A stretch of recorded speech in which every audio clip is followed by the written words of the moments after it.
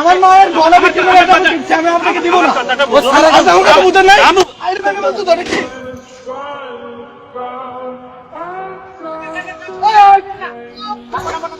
এটা আমার মায়ের গয়না বিক্রি করে আমাকে কিনে দিয়েছে, অনেক কষ্ট করে এটা বানাইছে। কালকের আগের দিন রাতে স্টুডেন্টরা এটা ভেঙে বলছে, আমি সেফ জোনে এখানে নিয়ে আসছি, বাইরেও তো পারি না বা ভিতরে ঢুকতে পারি না।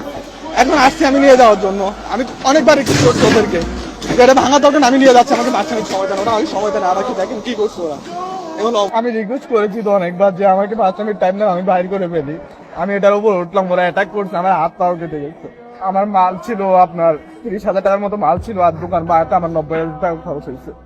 আমি 15 দিন হয় না দোকানটা চালু করছি, দোকানটা করতেই পারি না, 3 দিন না 4 দিন করছি দোকানটা। এখন আম্মু গয়না বিক্রি করে দোকানটা আমাকে করে দিয়েছে। আমি আগে জব করতাম, জব ছেড়ে